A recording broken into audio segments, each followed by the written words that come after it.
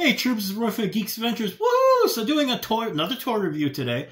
A new product. Now, someone at Marvel Select, apparently, bit of an Iron Man fan. Well, which actually shouldn't be too surprising because how much money they made off of Oscar winner Robert Downey Jr.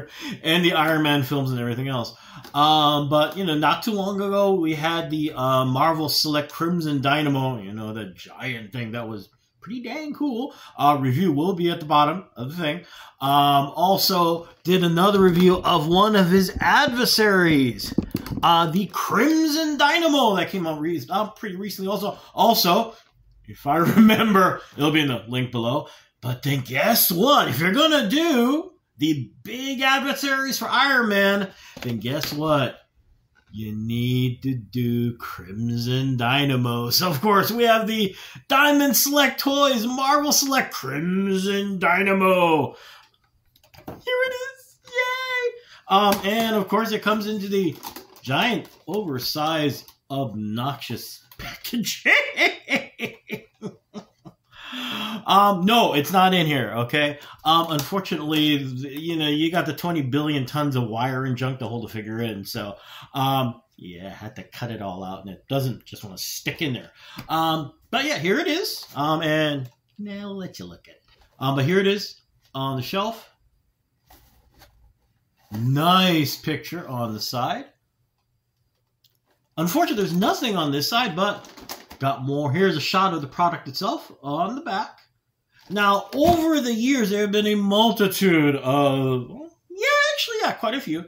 Let's see here. This is a Crimson Dynamo from the short-lived, when they were doing the films, for some weird reason, it seems like they were kind of out of scale a little bit with the other Marvel Legend figures, but they did do a run, I think 2 runs for both Iron Man 1 and Iron Man 2, and this is the Crimson Dynamo. I forget where this fits in the timeline, but this is one of the more recent versions of Crimson Dynamo. And of course, now with Marvel Legends, they did this Build-A-Figure, which, good grief, another link below. This thing's a beast, good grief. And this is the one now.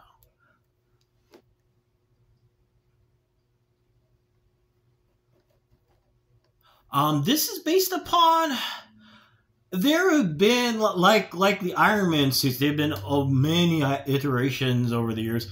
The original version looked kind of like the Stay Puft Marshmallow Man, except all in red. This is, I think, is a couple generations down the line, and of course, things have changed, yada, yada, yada. But this is it. Now you're wondering, how big? This is the Silver Centurion. And this is the Titanium Man. This is ridiculous. So the Crimson Dynamo is a big one. Oh, actually, you know what? Let's put it, look at this thing. Even beside the Build-A-Figure, thing's a beast. It's a beautiful piece of work. Now, like the Silver Centurion and the Crimson Dynamo, this is meant to be comic book accurate. So you're not looking at something like a McFarlane figure where you got 20 tons of panel lines, yada, yada, yada. Instead, what you got is sculpting that is very clean, but is very accurate to the comic book. Pinless joints. They look really, really cool. The figure, of course, comes with a bunch of stuff. The giant tray. One of the nice things about the tray, you got the basic tray that holds the junk in. Each one of these compartments has another piece of plastic that goes on top of it like a lid. So if you want to just do this for display, you can do that way and kind of pop things in out. It's a really cool idea. Hint, hint to McFarlane. But like I said, of course, you've a lot of plastic people, just saying. Comes with a ton of stuff. You've got multiple hands, of course.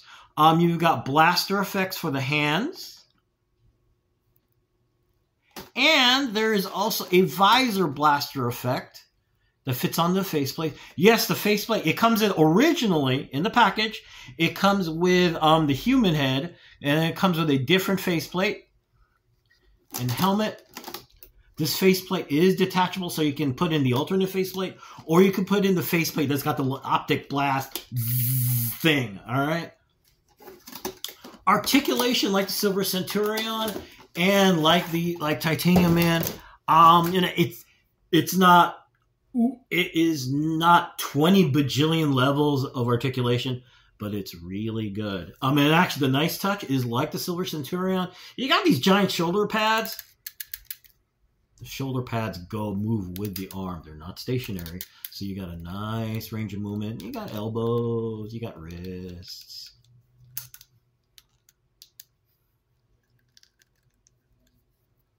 Unfortunately, the head does not move very well because of the nature of the helmet. But in general, though,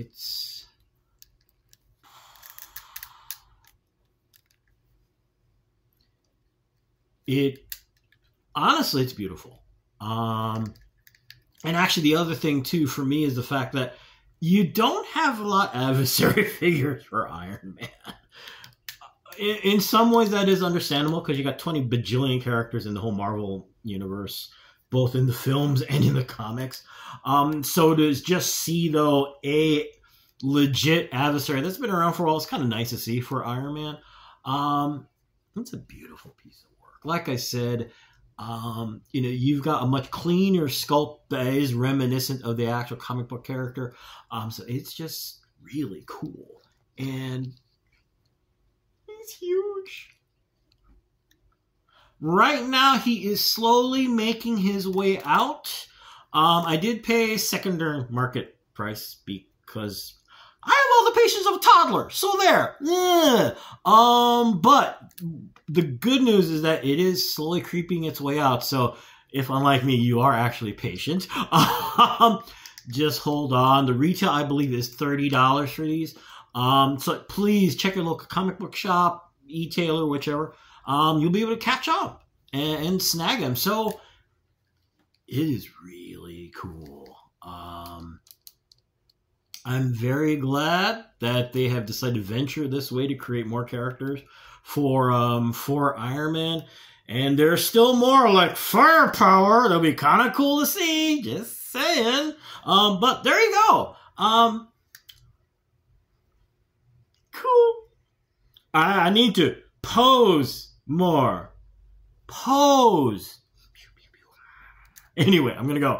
Hey, y'all take care. May the force be with you. May the odds be in your favor. And as always, be good to each other. Okay, peeps? Y'all take care. Peace. Bye. Bye.